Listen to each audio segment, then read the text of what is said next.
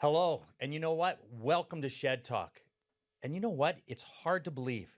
Here we are, 100 episodes. I got to thank the listeners and everybody has joined me for this whole year of 100. It's incredible that we've actually at this level.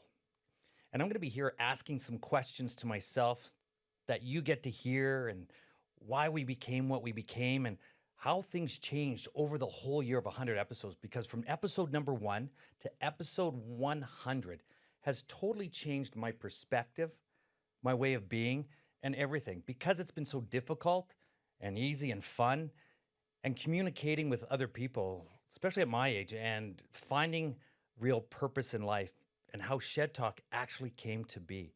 It's a wonderful time to be at 100th episode. Creating curiosity by asking better questions. This is Shed Talk. Right now, a lot of people ask, what is Shed Talk? And they said, is that shedding off your skin? Is it talking about this of like working out in a shed? And do you have a shed? And I did a TED Talk a while ago and explained everything about what a Shed Talk is and how it started. So I want to deep dive this a little bit and just tell you a little bit of story about Shed Talk. Shed Talk actually started in our backyard. My neighbor had a shed, Francois, and he was building his shed, and we used to go in there and have cigarettes or not cigarettes, actually, it was more cigars, watching hockey games, and then COVID had hit. And when COVID had hit, all businesses had stopped, and we're sitting there and we're talking, and everybody was scared, and so were we. But we ended up communicating side by side, shoulder to shoulder, men just having a conversation about what was happening in the community and in the world, that everything had stopped because of COVID. But the interesting part is we started to communicate and we started to open up more and talk about business. And I said, you know what?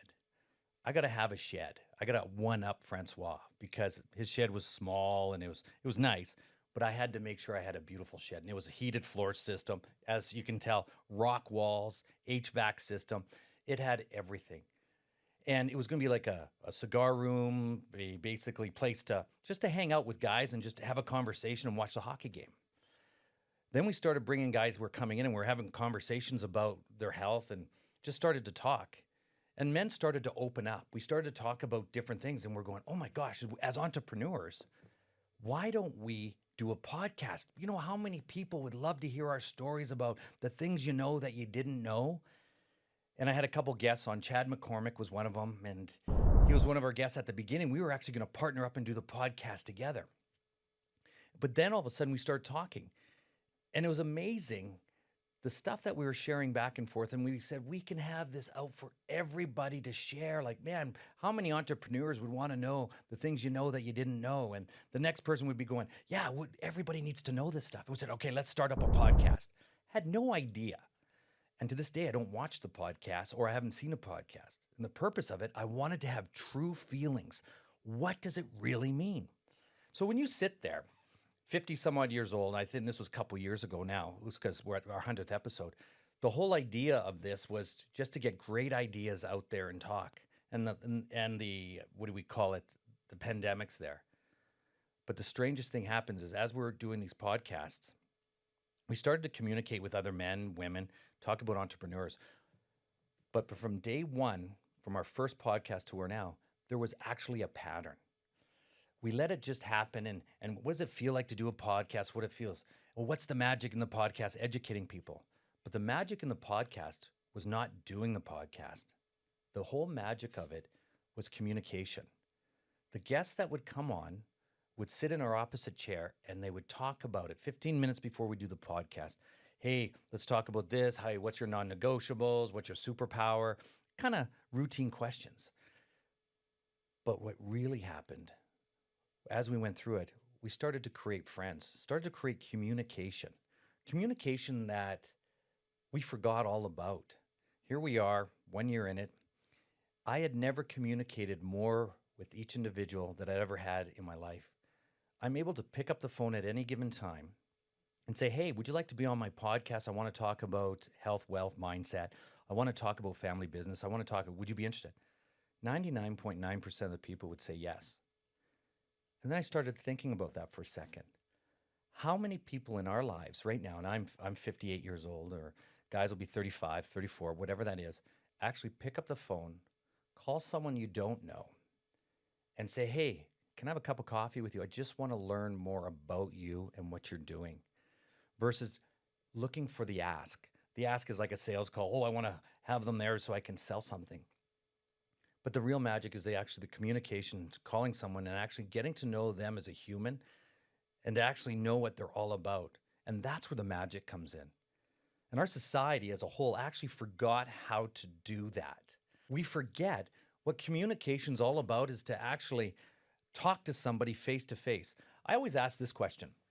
When you pick up the phone, okay, say you have a phone, a lot of people probably maybe in their house have a phone there and they pick it up, and do they actually know how to answer it? Hello, it's Kevin here. How you doing? And actually have a communication or have a conversation with somebody on the other side without an ask. Because usually when you pick up your phone, the ones that are in your house, it's spam or it's telemarketers or something. Some of you may not even have a phone. They just use their cell. But are you able to pick up and phone somebody up totally different, a friend that you hadn't seen in 10 years, and actually have a conversation with them? I'm going to guess no. Or you can even DM me on that and say, yeah, you know what I actually did? I opened up. And it's kind of like having that feeling of growth and potential to take you to the next level. And that's what this podcast actually did for me. It was able to open up and communicate with better people. And I had like Shane Wenzel on. We were talking about family businesses, how that grew. Then all of a sudden, Frank King talking about suicide. But the greatest thing when we started to do this, the whole podcast started to evolve around mental illness. And it's not mental illness as a fact, oh, I have a problem. It was about being able to communicate shoulder to shoulder and have a conversation about how do you really feel? And I noticed with a lot of men in our conversation, once we got into this great space, we were able to talk about our feelings. So then the podcast starts to form, and it's about health, wealth, and mindset. I got entrepreneurs on, great guys. And then all of a sudden they're talking about their business, how this started. But then all of a sudden we'd start to go into a different direction, the mental side. And that's where the 100th episode becomes a really interesting spot, because we get to watch change. I get to think about, all right, here we are at the 100th episode. Let's really narrow it down to the focus of men. And we always talked about men during the podcast of over 50 and what it means to them and finding purpose in life. And I didn't realize that until about 6 months ago, episode 75. We started talking to men about suicide and mental illness, and then I had to practice for what we call as a TED Talk. And people ask me, out of the whole year, what was one of the hardest things you ever had to do? And I go, well, getting prep for a conversation in the podcast studio and do it and making sure the guests feel comfortable, that's not the hard part because it's just communication. I actually had to do a TED Talk on men's mental health because men between the ages of 55 and 75 years of age has the highest suicide rate, with middle-aged white men accounting for nearly 70% of all suicides. When I started to look at that and see those stats and listening to people, I started to ask better questions to my guests. There was a couple guests in there that I'd ask them, did you know what the highest suicide rate is? And they would say, well, it's probably young people between here. And I said, no, actually think about it. Men between the ages of 55 and 75, highest suicide rate. Well, why is it? Because they don't have money, because of that? And I said, no. Think of the baby boomers, where they're at. Men, okay? White men, and I'm not being prejudiced or really stereotypical here and just, oh, it's white guys versus black guys or whatever. No. What it is, and I'm going to use my avatar. So the avatar that I look at for men is between the ages of, well, 55 and 75. But at 55, it's a man recently divorced twice. His kids are grown up. He watches Joe Rogan. He's a little bit overweight. He drinks a little bit too much, goes out to the bar, trying to find purpose and meaning. He's divorced, obviously, trying to find a girlfriend. Just can't find it. Porn might be, and more than likely is part of his ritual, meaning on your phone and stuff, because it's easy to get porn on your phone, and you're seeing, and it grows up. Because when we were younger, people remember Playboy and Penthouse and B magazines, and they'd hide them in. This is before the internet. But the interesting part of that whole thing is that avatar between those men finding purpose. They have illnesses and ailments that all of a sudden, I can't get in shape. I can't do it. And this is where it came back to me, because being 240 pounds, this is before sleep apnea, gout, cancer, and I'm an AFib right now, and telling men that it's okay to be out of shape because we can get back into shape. And what does that look like? Because life starts at 50. It truly does, because we're wiser. We got the white hair, as you can tell, the white hair, the gray hair. I do dye it, but the whole purpose of it is finding yourself. What does purpose really mean? And it can be purpose at any age. And what does it mean to get into shape? As I started to get into shape myself, then I started seeing men that weren't in shape. And they would ask, how do I get motivated? What keeps me determined? How can I do this? I said, well, the first step is take charge of your life. And I always say this, is just don't eat after 6 o'clock. Okay, just don't eat. Still eat what you're doing, but just don't eat after 6. If you have alcohol and you're drinking, cut your alcohol down. Drink a couple days a week. Don't try to have it every day. Keep it lower. Have your beers and whatever you're doing. We're not asking you to go cold turkey. Change your routine every day and do something different so that you can ask better questions of yourself. Loving yourself is most important. But changing the routine, because a lot of men out there do not look at something different, like go to a different bar or go for a workout. Go to a gym where you don't normally go. This is the most important thing. And this is what happened in 2025 for me, is finding that purpose of health. And now I compete in professional bodybuilding with the WNBF. And the only way I can do that is I had to create that goal. And I tell men in that age of 55 and older is create a goal, small ones. We call it chunks, small chunks. Don't look at the big goal. Look at the little thing that you can do. And then going back, as I was talking about, one of the hardest things I've ever done in 2025 was the TED Talk. Now, me being dyslexic and doing a podcast and the reading and stuff was really important to me, because doing a TED Talk, you had to memorize the script. You had to memorize everything to a T. And it basically came, how do you learn to memorize a script and make sure it's perfect for 12 minutes? And it's very difficult to get on a TED Talk, never mind perform it to make sure everything's great. So I practiced for 3 months, 3 hours a day, every day, with cue cards. And the cue cards actually were pictures. Like I did emojis, not writing it out and saying, okay, men over there, here's my friend Francois and I were sitting 6 feet apart in our backyard shed. No, I had emojis, because that was a way that I could learn. Hey, take a minute and smash that subscribe button, and let's get back to the episode. Just like everyone else out there, I got to learn new things at 50, and I'm saying 55, because all of a sudden I can learn now, and then all of a sudden Alzheimer's and all that's going to come in the future. I'm already programming my brain to go to the next level, to be active and be integrated in everything that I'm doing. And that challenge was so important to me to do it. But the strangest part, when we talk about health over 55 and men, I actually, while I was doing my TED Talk, and this was in June, I started in June, episode probably, again, around 75, is that I went into AFib and artificial fibrillation. Like all of a sudden, my heart goes do-do-do-do-do-do-do, and it bounces up. And here I am in AFib, and I'm going, oh no. And the only way that I knew it was because of my Apple Watch. I was going, my Apple Watch went off. I go to the doctor, and they're saying, oh yeah, you're in AFib. This is great. I'm going, oh my gosh, am I going to die? Here I am, and I'm doing this podcast about health, wealth, and mindset. Okay, here I am. I'm trying to tell people that live this lifestyle, and here I am. But the strangest part about it, I had to sit back and always tell everybody, whenever you feel your deepest hole, like, oh my gosh, I can't do it, I always say this, ask yourself a better question. Oh no, here I am, and that little guy on our shoulders telling us the bad thing. But ask yourself a better question about, well, wait a second. Why do I have the AFib? Well, we know my arteries are fine. We know what the device, my heart's fine, the arteries are fine. There's an electrical current. And one of my podcast guests, Diamond Fernandez, came on. And I'd asked him to come on to talk about the heart and AFib. And he came on and he talked about the heart and the AFib and what it was all about. So we got to learn more because I asked better questions. That's with the podcast. but realizing, and this is when we get older, we're 55 years old, and us older guys that were there, is that we have what we call as markers. Okay. Because where I was at 240 pounds, sleep apnea, gout, cancer, out of shape, I could barely walk, and then changed my lifestyle. What happened was my markers were set at that point of, okay, here I am. Now I'm in shape, getting there. And what it does is it paused it. Didn't go higher, didn't go lower, it paused it. I'm going to use this as an example.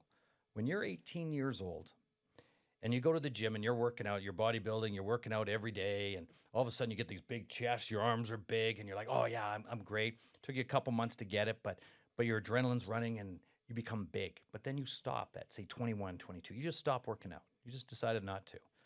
And you're drinking or whatever you're doing.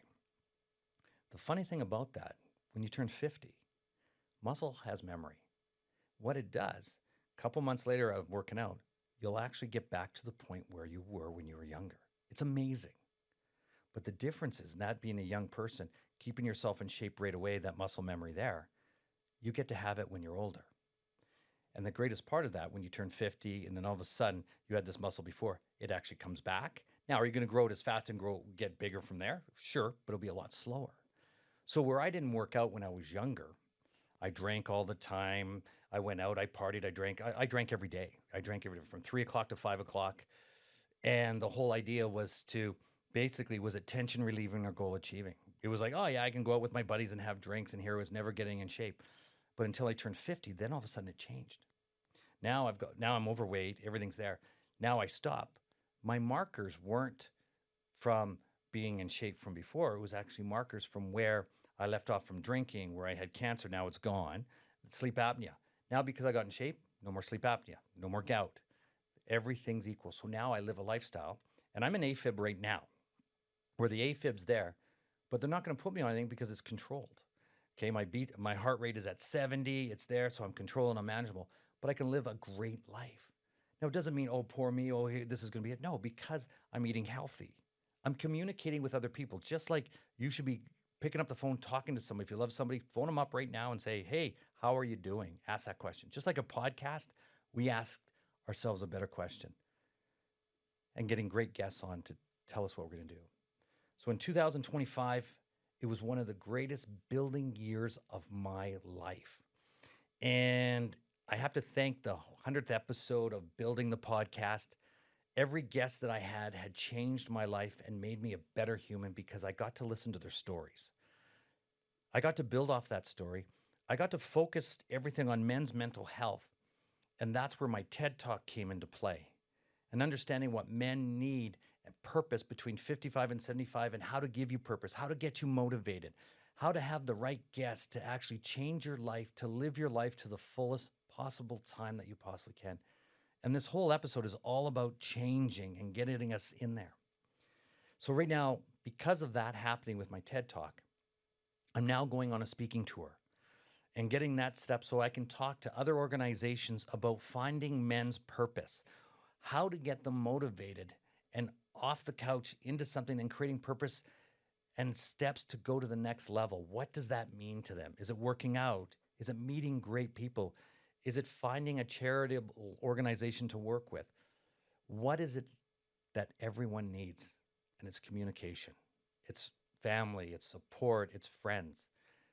And that's where this whole talk and the speaking tour comes into play. At the same time, I'm writing a book, and the whole book is about ask ourselves better questions. Because if you can actually ask yourself a better question where you're at and say, oh, okay, well, I've got to do this. Well, let's ask a better question. How am I going to do that? What is my why? How does it go to the next episode? How can I do this? Now, as this is all shaping up and I'm in the shed. So this starts off when I first built the shed and heated floors, HVAC system. But what I noticed, how do I create a space at the same time? And I'm building another studio. And the whole idea is building this other studio was to have a space of creative content where people can talk to communicate about anything. A business idea, you sit there and there's no boardroom table. There's a whiteboard that'll be there. And then you sit there because the greatest thing about learning is being taken out of the environment that you're in and sit in a different environment and be asked better questions. how do we grow as a human? How do we put back? Okay. You know what? I'm having a real hard time with this. Well, let's figure it out. Let's get all messy with it. Let's have some fun. And then every day to meet and have that communication about how do we grow ourselves mentally, physically, and take it to the next level in business and personally, because the whole idea is men over 50 and finding purpose. And that's why I created this new space, creative space, and a podcast studio. It's actually it's actually amazing. Urban Studio Shed, I call it, because everything built from the shed. We shed off, we have shedding, like my poster has me going out like this, but the whole idea was having the shed movement and talking about how to go to the next level with mental health and fitness, everything in life.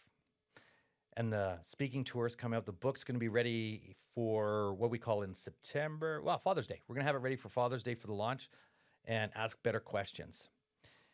And as we're getting into this, I want to tell you a little story here about a lot of men will ask me, that's great, you're motivated. Yes, you get to do this. What's your ritual? And what keeps you actually in line and doing this? And I'm going to tell you this just quick. The first thing is what you've got to do is the night before, visualize your day. Whatever time you go to bed, try not to watch the TV like soap operas or whatever we call them, binge watching there. Try to visualize your day of what you did and all the positive stuff, not the negative stuff, the positive.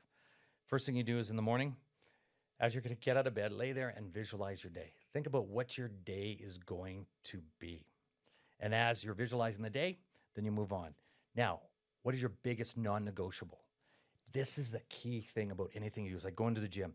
The first thing you say, what is my biggest non-negotiable? My non-negotiable is I have to work out. Okay, once you say non-negotiable and you use that in your head, you visualize it, say it out loud, you have to do it. It's like there's nobody saying, oh, you have no excuses of not doing it. The key word is say, my non-negotiable is this. And it can be, every day can be different. That's the most important thing you'll have. Now, one of the favorite lessons that I ever learned, if you say it, you do it, become it, okay? If you say it out loud, look after yourself and do it. Do your vision board, whatever, but say it in your head if you want to, say it to yourself, but all of a sudden, be true to yourself. Ask that honest to God question, what you think, and don't have to tell anybody, but as long as you're true to yourself and who you are. Now, one book I'm going to recommend, it's a really important one. It's going to be my book, because you know what? The whole thing when I say about it is it's really important. It's going to be ask yourselves a better questions. What's going to come out in obviously Father's Day. And one goal for 2026 that I want to hold everyone accountable, have a communication, have a talk with somebody you don't normally talk with. Pick up the phone and phone somebody and just have a conversation about, hey, let's go for a cup of coffee without an ask. Share space. Share space that you could communicate side by side, shoulder to shoulder, and truly ask the question, how are you? Is there anything that I can help you be great today? And they're going to say, oh, maybe, maybe not. But you know what? You asked the right question. We're going to have a listening party coming up in the next little while for our TED Talk, so we can get that out there. And we're going to have a charity event. Michelle Cameron Colte is going to join me with her TED Talk and everything like that. And you know what? I want to thank you all for our 100th episode. It means a lot to me. And where we're going to be going in the future for another couple hundred and a couple more hundred. Because we're up for a bunch of podcast awards. We're up for this. And the only reason why we're up there for those awards is because of you guys. And we're going to make it better. We're going to make every podcast better. And we're going to focus on what's needed for humanity. And I guess everything there. But anyway, like, share, stamp that button, do everything you can. By the way, look at my podcast as something that we can actually look together, like my TED Talk. Go onto YouTube, like and share my TED Talk as well. And thanks, guys. And you know what? See ya on episode 200. Now you know. Shed Talk.